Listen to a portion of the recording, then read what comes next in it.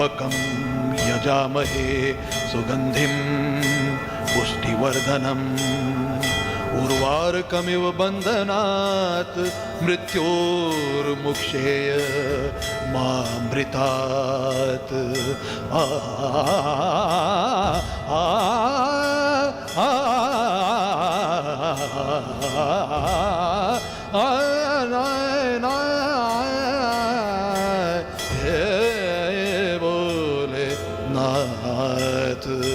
ओम शांति शांति शांति। ये आस्था का उद्घोष है, विश्वास की जय जयकार है, प्रार्थना की वो लहर है जो महादेव के चरणों का स्पर्श कर भक्तों पर अमृत की वर्षा करती है। बाबा भोलेनाथ का एक नाम है आशुतोष, जिसका अर्थ होता है आशु माने शीघ्र और तोष माने प्रसन्न होने वाले। भोले बाबा बहुत जल्दी प्रसन्न हो जाते हैं। ओम हर हर महादेवाय। भक्तों के लिए महादेव उनके सबसे प्रिय भोले हैं, आशुतोष हैं, जो कष्टों के उफान में विश्वास की नौका को कभी डगमगाने नहीं देते। तभी तो हर भक्त झूम झूम कर त्रिपुरारी की भक्ति में मग्न होने को आतुर है। बम बम बोले, हर हर महादेव। बोल श्री गौरी शंकर भगवान की जय। देश की राजधानी दिल्ली प्राचीन शहरों में से एक है जो अपने आप में कई इतिहास समेटे हुए है और ऐसे ही इतिहास जुड़े हुए हैं यहाँ मौजूद मंदिरों से। जहाँ आज हम आए हैं एक ऐसे ही मंदिर में जिसे कहा जाता है कि ये 800 साल से भी पुराना मंदिर है और ये मंदिर है भगवान भोले का, जहाँ पर वो विराजमान हैं अर्धनारीश्वर के रूप में, जिसे हम कहते हैं गौरी शंकर मंदिर।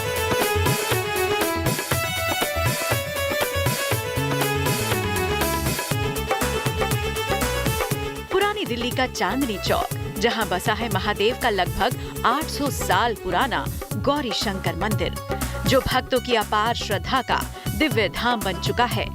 मीलों का सफर तय करके आए भक्त यहां भगवान शिव के अर्धनारीश्वर रूप के दर्शन कर भाव विभोर हो जाते हैं। यहाँ सबकी मुराद पूरी होती है। गौरी शंकर भगवान से जो मांगता है मुझे मिलता है। मैं 12 साल से आ रही हूँ और मेरे यहाँ तक जब तक नहीं आती हूँ जब तक मुझे चैन नहीं मिलता। बस श्रद्धा रखती हूँ, मन्नत अपने आप दे देते हैं। यहाँ पर आने के बाद जो भी मेरे रुके हुए काम होते हैं, जब मेरे को लगता है कि यहाँ परेशानियों से घिर गया हूँ, तो मैं यहाँ पर आता हूँ, बाबा से प्रार्थना करता हूँ और मेरे स्वयं ही अपने काम सारे पूरे हो जाते हैं। मेरी भी मैरिज हो गई, मैं यहाँ पर आई थी अपने मंगेतर के साथ। मेरे को यहाँ आते हुए कम से कम 96 से मैं आ रहा हूँ, बहुत छोटा सा था, अपने चाचा जी के साथ आता था, मंडे संडे ऐसे आता था। बाकी 98 से मैं रेगुलर आ रहा हूँ सर। मतलब मेरा नियम है, मैं चाहे मैं रोटी खाऊँ या नहीं खाऊँ, यहाँ जरूर आना है, ये नियम है मेरा यहाँ। आदिकाल से यहाँ विराजमान है भोलेनाथ। ये स्वयंभू शिवलिंग है और जरा गौर से देखिए, भक्ति के भव सागर में डूब कर देखिए। इस शिवलिंग का रंग काला नहीं बल्कि भूरा है। चांदी के सर्प से घिरे शंभुनाथ की इस अलौकिक छटा की बात ही कुछ और है। कोई दूध से तो कोई जल से महादेव का अभिषेक कर पुण्य प्राप्त करता है।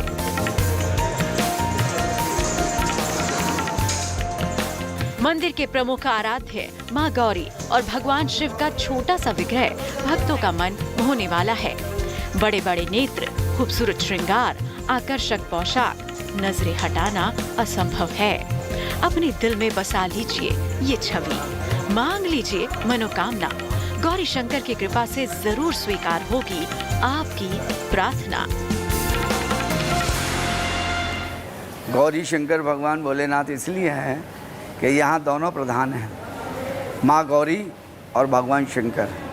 लेकिन एक विचित्रता है जो आपको कहीं संसार में नहीं मिलेगी कि यहाँ जो भगवान शंकर हैं वो 3 रूप में हैं, ब्रह्मा विष्णु महेश। भगवान के हाथ में एक में चक्र है, जो जैसे विष्णु का, ब्रह्मा जी के हाथ में वेद रहते हैं, तो वेद भी एक भगवान के हाथ में। इस तरह से बड़ा सुंदर वातावरण है। आप देखेंगे भगवान शंकर के अंदर तीनों देव मिलेंगे, तो त्रिदेव का संयोग मिला, इसीलिए यहाँ का आशीर्वाद मिलता है और कोई भी भक्त यहाँ से निराश नहीं जाता। कहते हैं भगवान भोलेनाथ को जब भी सच्चे मन से पुकारो वो प्रकट होते हैं और ऐसा ही कुछ इतिहास जुड़ा हुआ है दिल्ली के चांदनी चौक स्थित गौरी शंकर मंदिर से। जब मराठा सैनिक आपा गंगाधर भगवान भोले की शरण में आए तो भगवान ने उन्हें निराश नहीं किया।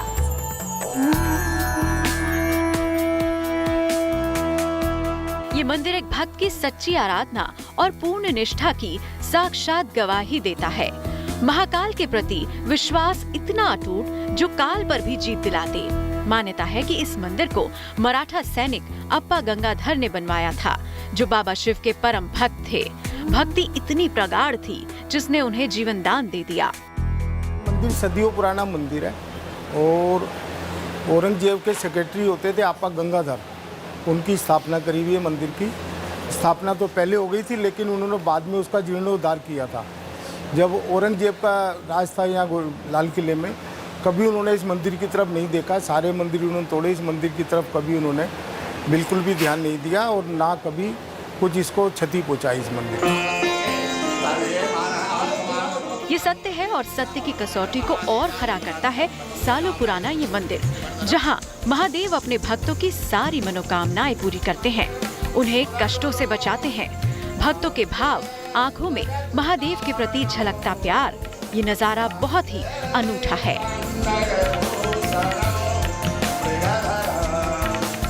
गौरी शंकर मंदिर में रोज भगवान शिव का बेहद खूबसूरत श्रृंगार किया जाता है। देखिए कैसे चंदन, अबीर, गुलाल और फूलों से सुसज्जित हो रहे हैं औघड़दानी। शांत मन से देखिए ये नजारा। खुशनसीब हैं आप जो इस अलौकिक दृश्य के साक्षी बन रहे हैं। दोपहर को मंदिर के कपाट बंद होने से पहले शंभुनाथ का ऐसा ही श्रृंगार किया जाता है। मंदिर में भगवान शिव के अलावा मां पार्वती, गणेश और कार्तिकेय महाराज की प्रतिमाएं विराजमान हैं।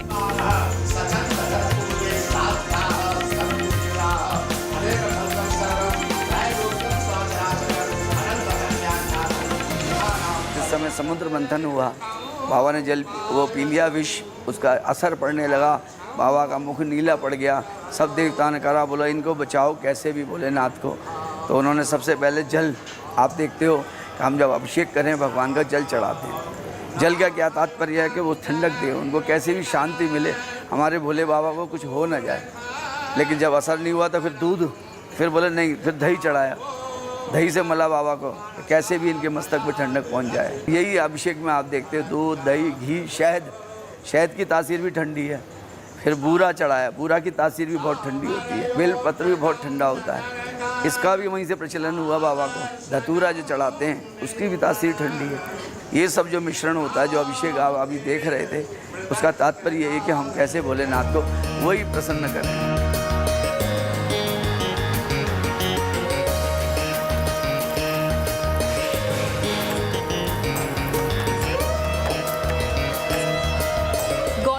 मंदिर अगर आप आए तो आप देखेंगे कि ये पूरा मंदिर 5 पीपल के पेड़ों से घिरा हुआ है।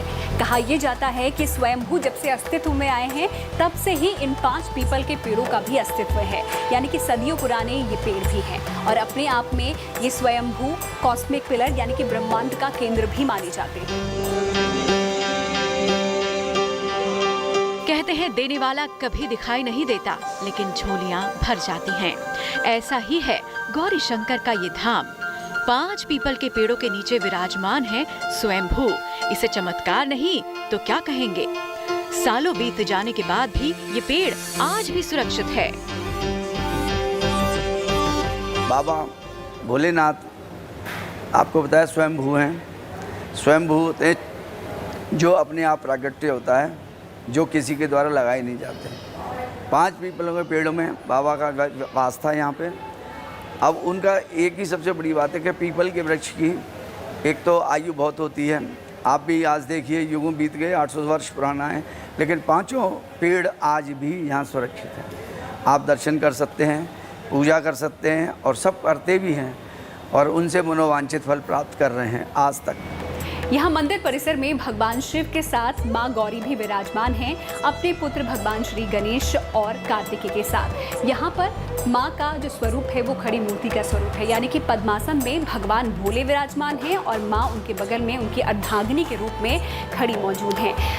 कहा यह जाता है कि कुंवारी कन्याएं यहाँ पर माता के पास आती हैं अपने मनचाहे वर की प्राप्ति के लिए, और जो सुहागिनें हैं वो अपने पति की लंबी उम्र और संतान प्राप्ति की मनोकामना लेके माँ के पास आती हैं, और इसीलिए तो इन्हें कहा जाता है कि मनोकामना देवी भी इन्हें कहा जाता है, और ये किसी को खाली हाथ नहीं लौटने देती है। ये मन्नतों का सांचा दरबार है। गौरी शंकर की असीम कृपा भक्तों के विश्वास को और ज्यादा प्रगाढ़ कर देती है। मनचाही इच्छा जब पूरी होती है तो भक्त अपने भगवान का धन्यवाद करने दौड़े चले आते हैं। मैं मतलब शादी के बाद से मैं अपने हस्बैंड के साथ आती हूँ यहाँ पर। मेरी शादी को 8 साल हो गए, मैं 8 साल से यहाँ आ रही हूँ। और सबसे बड़ी बात है कि मेरी बेटी मतलब जो मतलब भगवान का ही आशीर्वाद है, मुझे बेटी चाहिए थी और मुझे बेटी मिली। मेरी मन्नत मांगी थी, मैंने मकान बनाने की थी, वो पूरी हुई है। भारत के इतिहास में शैव संप्रदाय की अहम भूमिका है। शैव संप्रदाय वो संप्रदाय है जो कि भगवान शिव से जुड़ा हुआ है, और ये पुराने संप्रदाय में से एक माना जाता है जहाँ पर भगवान के विभिन्न स्वरूपों को पूजा जाता है या फिर उन्हें माना जाता है। यहाँ पर किसी तरीके की कोई बाध्यता नहीं होती है। गौरी शंकर मंदिर शैव संप्रदाय के सबसे पुराने मंदिरों में से एक बताया जाता है।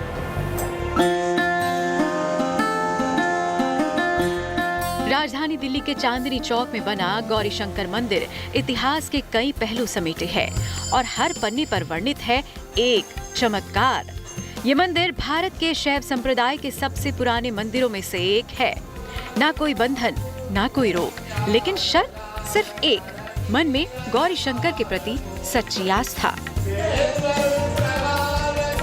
कहते हैं भगवान भोलेनाथ को प्रसन्न करना सबसे आसान होता है। भगवान भोलेनाथ अपने भक्तों के कष्टों का नाश करते हैं। वो महाकाल भी हैं, भोले भी। जो भी सच्ची श्रद्धा भक्ति के साथ उनकी शरण में पहुंचता है, भगवान भोले उसे कभी खाली हाथ नहीं लौटाते। ये महादेव की महिमा का गुणगान है। ये शिव शंकर की करुणा का बखान है। अविनाशी शिव तीनों लोकों में सबसे महान है।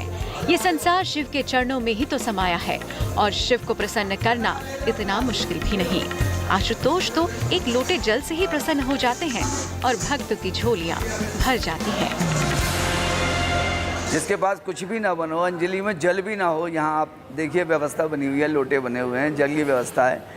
एक लोटा जल अगर जो भी भक्तगण चढ़ाता है तो बाबा उसको भी इतना ही स्वीकार करते हैं जिस प्रकार कोई जो फल फूल दूध दही घी शहद बूरा लाता है। इस मंदिर की मान्यता ये है, दूर दूर से दर्शनार्थी इस मंदिर में आते हैं और जो मन्नत मांगते हैं बाबा उनकी पूरी करता है। यहाँ हर कोई जो आता है उसकी मनोकामना जरूर पूरी होती है, चाहे जिसके मन में जैसी श्रद्धा हो, जैसी उसकी भावना हो। यहाँ जो भी कोई आता है उसकी मनोकामना जरूर पूर्ण होती है। भगवान शिव की सवारी, भगवान शिव के सेनापति, उनके सबसे प्रिय नंदी बाबा। कहते हैं भगवान की शरण में आप मनोकामना लेकर आते हैं तो सबसे पहले आप नंदी के कान में उस मनोकामना को बोले तो वो मनोकामना जरूर भगवान भोले तक पहुंचती है। और ऐसी ही मान्यता कुछ यहाँ पर भी है। जिनकी भी मनोकामना पूर्ण हुई वो भक्त आए और नंदी बाबा के गले में घंटी बांध कर चले गए।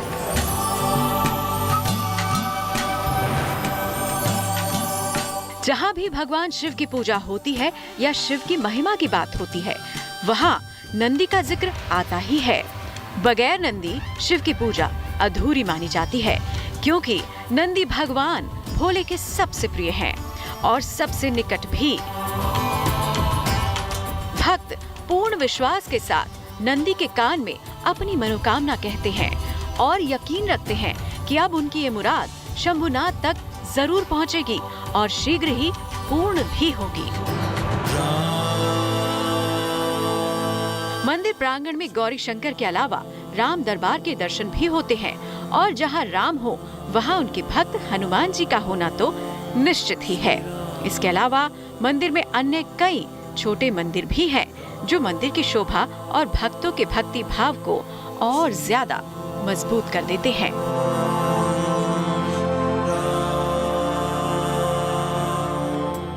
प्रार्थना स्वीकार हो में वक्त हो गया है आज के धर्मसूत्र से जुड़ने का। तो आइए जानते हैं आज का धर्मसूत्र।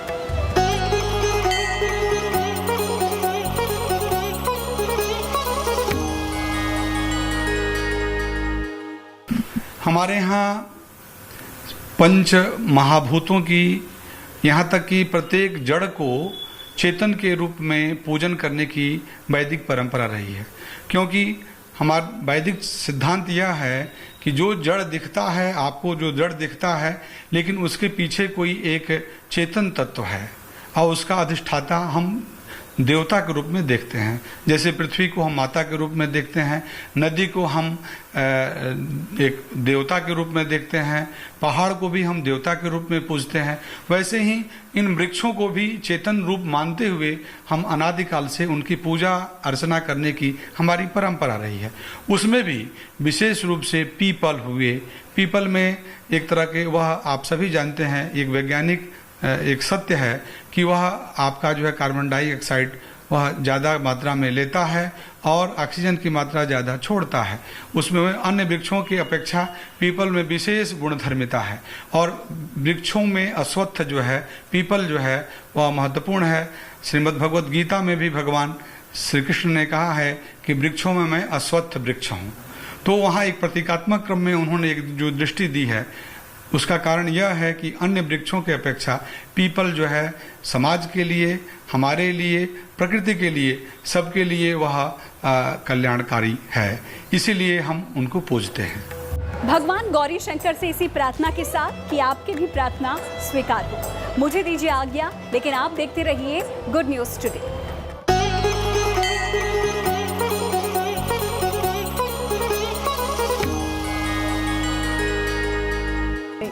अच्छी खबर, सच्ची खबर, हर रोज रात 8 बजे GNT पर।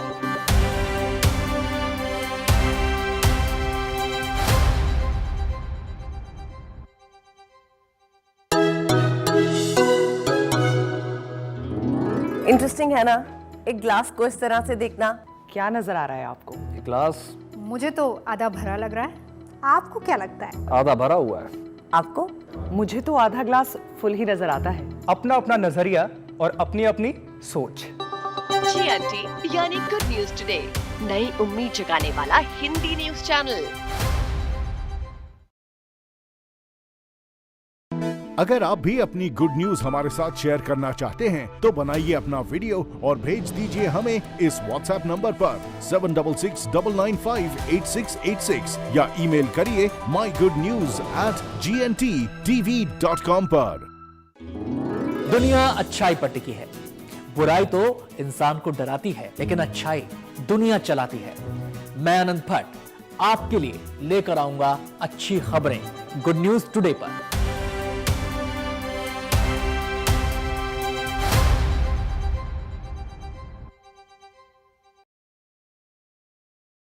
मुझे तकरीबन 21 साल हो गए पत्रकारिता करते। खबरों को समझना और उनको समझाना मुझे बहुत अच्छा लगता है। तो कुछ ऐसी खबरें समझेंगे और आपको समझाएंगे। देखिए मेरे यानी नवजोत रंधावा के साथ गुड न्यूज टुडे में।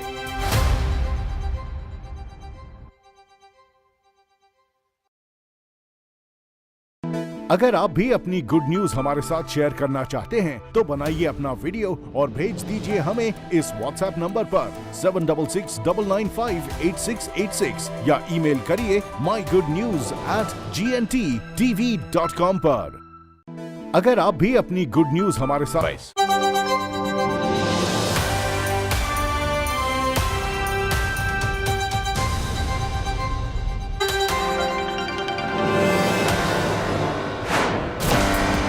देखिए इस वक्त की एक बड़ी खबर, CBSE ने टर्म 2 परीक्षा का शेड्यूल जारी कर दिया है। CBSE की तरफ से जो शेड्यूल जारी किया गया है उसमें 26 अप्रैल से 12वीं की टर्म 2 परीक्षाएं शुरू होने जा रही हैं। 19 मई तक 12वीं की टर्म 2 की परीक्षाएं चलेंगी। तो तारीखों का ऐलान कर दिया गया है। टर्म 2 परीक्षा का क्या शेड्यूल रहेगा ये बताया गया है CBSE की तरफ से। तो वहीं 5 मई से 10वीं की टर्म 2 की परीक्षाएं संचालित की जाएंगी। 24 मई तक 10वीं की टर्म 2 की परीक्षाएं चलेंगी। CBSE बोर्ड की तरफ से 10वीं और 12वीं की टर्म 2 परीक्षाओं का जो शेड्यूल है वो जारी कर दिया गया है, जिसमें तारीखों का ऐलान किया गया है कि वो कौन कौन सी तारीखें होंगी जब 12वीं की टर्म 2 की परीक्षाएं। तो देखिए 26 अप्रैल से 12वीं की टर्म 2 परीक्षाएं शुरू होंगी जो कि 19 मई तक चलने वाली है। और इसके बाद 12वीं के बाद बात अगर 10वीं की करें तो 10वीं की जो टर्म 2 की परीक्षाएं हैं वो 5 मई से शुरू होंगी, जिसमें 10वीं की टर्म 2 की परीक्षाएं छात्र दे पाएंगे और 24 मई तक 10वीं की टर्म 2 की परीक्षाएं चलेंगी। तो सीबीएसई की तरफ से 10वीं और 12वीं की टर्म 2 की परीक्षाओं के लिए जो तारीख है उसकी घोषणा कर दी गई है। तो देखिए, कोरोना काल में काफी चेंजेस किए गए और इसके बाद आखिरकार अब फिजिकल क्लासेस और फिजिकल परीक्षाएं शुरू होने जा रही हैं।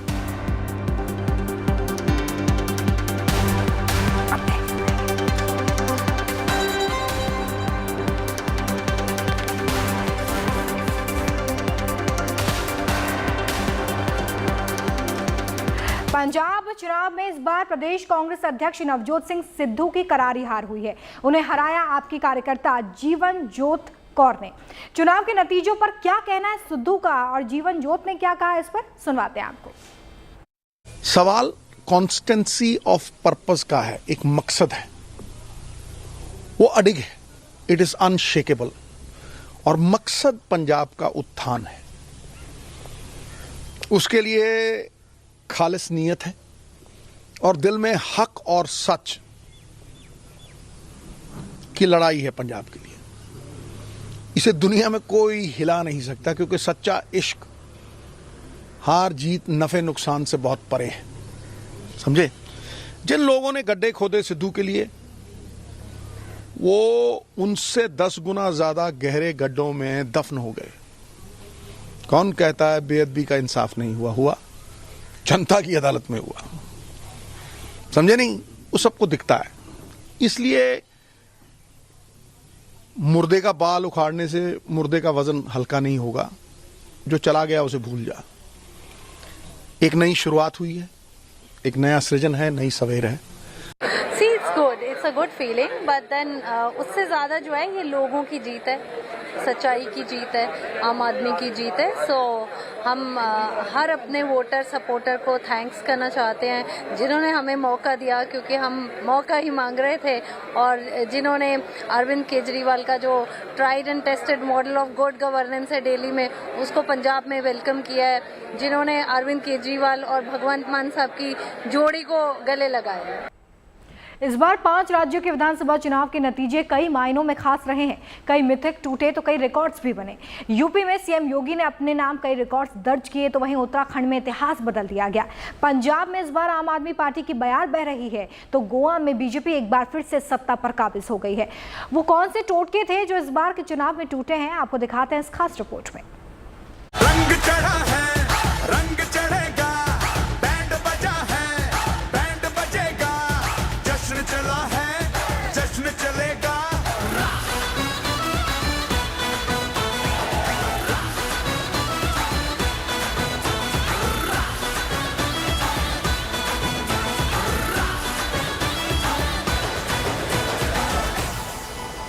यूपी में योगी जीते, कई मिथक टूटे। उत्तराखंड में भी टोटके पर जीत भारी।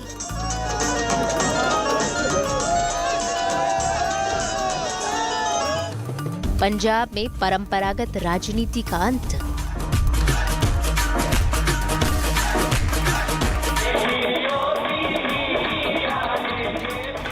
2022 के विधानसभा चुनावों में इस बार कई मिथक टूटे। क्या यूपी, क्या उत्तराखंड, क्या पंजाब? इन राज्यों के चुनाव परिणामों ने खूब चौंकाया। हालांकि एग्जिट पोल में पहले ही तय हो गया था कि यही रिजल्ट आना है, लेकिन रिजल्ट आने में और संभावना में फर्क तो होता ही है। जिज्ञासा ये भी थी लोगों में कि क्या पुराने मिथक टूटेंगे, तो इस बार खूब मिथक टूटे। चलिए सबसे पहले बात करते हैं सबसे बड़े सूबे उत्तर प्रदेश की। यहाँ चुनाव से जुड़े कई मिथक थे। मिथक नंबर 1, नोएडा जाने वाले सीएम की कुर्सी चली जाती है।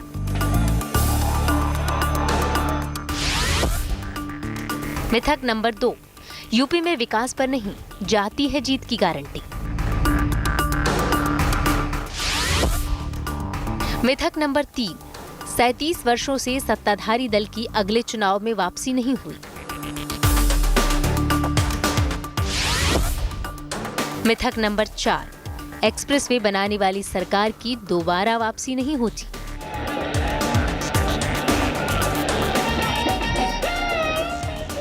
ये वो मिथक थे जिसे योगी के चेहरे पर लड़े गए उत्तर प्रदेश के चुनावी परिणाम ने तोड़ दिए। यूपी में बीजेपी की प्रचंड और ऐतिहासिक जीत ने अतीत की धारणा को धो डाला। योगी नोएडा आए और दोबारा सीएम बनेंगे। 2022 का चुनाव जाति पर नहीं, विकास पर जीता।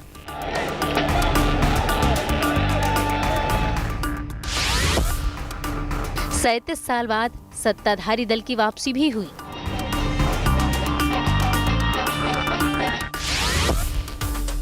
एक्सप्रेसवे बनाने वाले योगी की सत्ता में वापसी हुई। मिथक यूं ही नहीं बनते, उसके पीछे घटनाओं की एक लंबी कड़ी होती है। यहाँ भी कुछ ऐसा ही है। 1988 में वीर बहादुर सिंह नोएडा आए और उनकी कुर्सी चली गई। फिर 1889 में नारायण दत्त तिवारी भी नोएडा आए और कांग्रेस यूपी से साफ हो गई। तभी से ऐसी धारणा बनने लगी कि नोएडा यूपी के सीएम के लिए अशुभ है। आगे चलकर बीएसपी प्रमुख मायावती अपने 5 साल के कार्यकाल में नोएडा आई। 2012 में उनकी कुर्सी चली गई। ये वही अंधविश्वास था जिसे लेकर अखिलेश यादव अपने कार्यकाल के दौरान नोएडा नहीं आए। लेकिन योगी आदित्यनाथ अपनी जीत को लेकर आश्वस्त थे। तभी तो उन्होंने चुनाव के दौरान दावा किया था कि वो इस मिथक को तोड़ देंगे कि नोएडा जाने वाले सीएम की कुर्सी चली जाती है। 23 और 25 को नोएडा जा रहा हूँ, एक मिथक है, इसको हम तोड़ेंगे और उत्तर प्रदेश का विकास हमारे लिए महत्वपूर्ण है। उत्तर प्रदेश की 22 करोड़ जनता के हितों के लिए हम लोग कार्य करने के लिए वहाँ आए हैं और वह हमारी प्राथमिकता है। अपने आप पर भरोसा हो तभी ऐसे दावे किए जा सकते हैं और हकीकत में बदले भी जा सकते हैं। योगी आदित्यनाथ न सिर्फ नोएडा आए बल्कि उसके बाद चुनाव भी जीते। उनके कपड़े देख करके ये भ्रम फैलाया जाता है कि वे आधुनिक सोच के हो ही नहीं सकते। ये पुराण पोथी होंगे, ये मान्यताओं में बंधे हुए होंगे। लेकिन आज मुझे खुशी है कि जिस नोएडा के संबंध में एक छवि बन गई थी कि कोई मुख्यमंत्री यहां आ नहीं सकता है,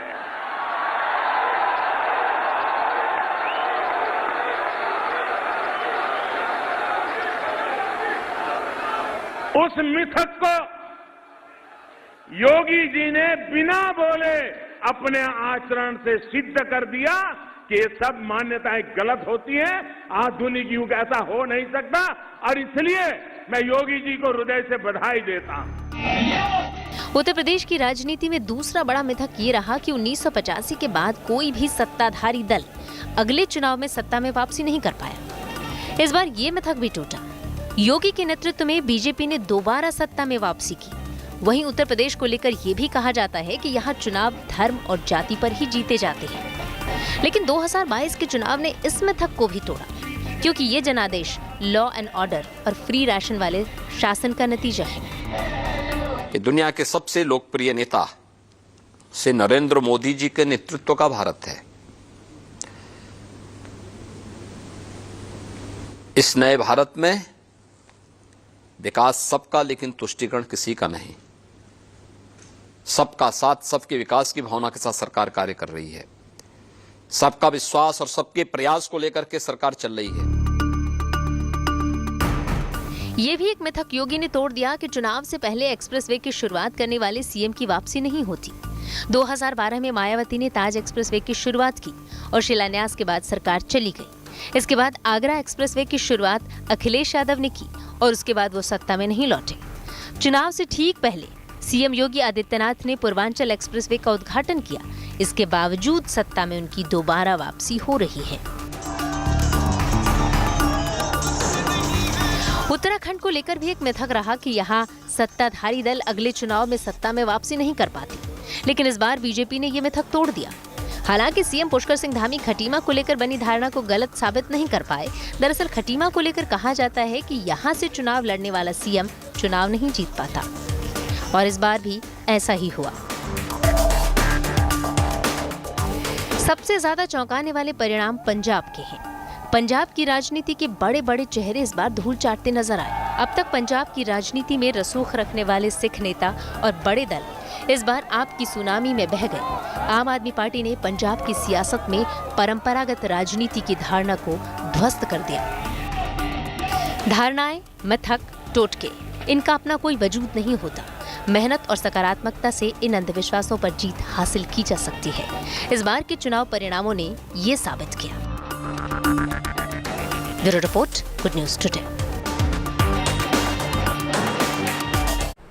इस बार के विधानसभा चुनावों में सबसे चौंकाने वाले परिणाम पंजाब से निकलकर सामने आए हैं। चुनाव से पहले के एग्जिट पोल अगर आप देखेंगे तो पंजाब में आम आदमी की पार्टी को बढ़त मिलती हुई दिखाई दे रही थी, लेकिन बड़े बड़े राजनीतिक सूरमा धराशायी हो जाएंगे ये किसी ने नहीं सोचा था। जिस तरह से कैप्टन अमरिंदर सिंह, चरणजीत सिंह चन्नी, सुखबीर सिंह बादल, नवजोत सिंह सिद्धू और बुजुर्ग नेता प्रकाश सिंह बादल को करारी शिकस्त का मुंह देखना पड़ा है, वो ये बताता है कि पंजाब की सियासत में अब परंपरागत राजनीति हाशिए पर आ गई है। देखिए खास रिपोर्ट।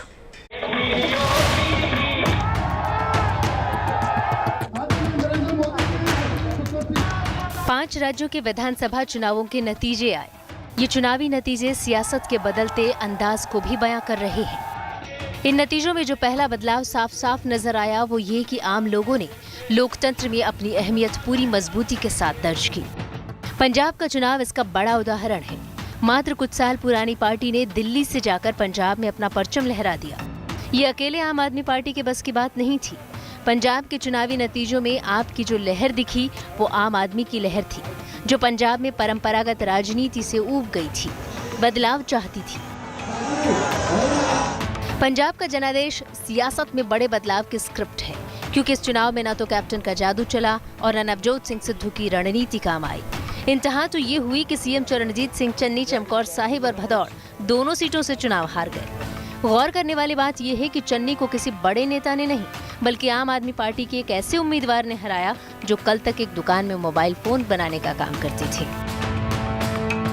आपको पता है कि चरणजीत चन्नी जी को आज किसने हराया है? भदौर से लाभ सिंह उगोके। कौन है ये लाभ सिंह उगोके? मोबाइल रिपेयर करने वाली दुकान में नौकरी करता है। मोबाइल रिपेयर करने वाली दुकान में नौकरी करता है। उनकी माताजी एक सरकारी स्कूल के अंदर सफाई कर्मचारी का काम करती हैं। उनके पिताजी खेतों में मजदूरी करते हैं। ऐसे व्यक्ति ने चरणजीत सिंह चन्नी को आज चुनाव में हराया है। किसी ने नहीं सोचा होगा कि पंजाब के 5 बार मुख्यमंत्री रहे प्रकाश सिंह बादल लांबी से चुनाव हार जाएंगे, और वो भी आम आदमी पार्टी के उम्मीदवार से।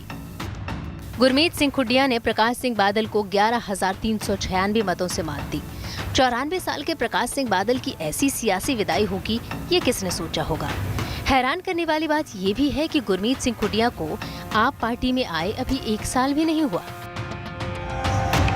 सीनियर बादल के बेटे और पूर्व डिप्टी सीएम सुखबीर बादल भी अपनी सीट नहीं बचा पाए। ये हाल तब है जब सुखबीर सिंह जलालाबाद सीट से 3 बार लगातार जीतते आए हैं। 2009 के विधानसभा चुनाव से 2017 तक इस सीट पर सुखबीर बादल का ही कब्जा रहा, लेकिन अब आम आदमी पार्टी के जगदीप कंबोजी ने उन्हें पछाड़ दिया। चौंकाने वाला नतीजा तो पंजाब की सबसे हॉट सीट अमृतसर नॉर्थ पर आया, जहां आम आदमी पार्टी की महिला प्रत्याशी जीवनजोत कौर ने 2 दिग्गजों को करारी मात दी। उन्होंने विक्रम मजीठिया और सिद्धू को चुनावी मुकाबले में पछाड़ दिया। जीवनजोत अमृतसर में सालों से सामाजिक कार्यकर्ता के तौर पर काम कर रही थी, और पंजाब में जीवनजोत को पंजाब की पैड वुमेन के नाम से जाना जाता है। आपको पता है नवजोत सिंह सिद्धू को किसने हराया है? हमारी एक महिला वॉलंटियर है, आम महिला है, आम वॉलंटियर है, जीवनजोत कौर।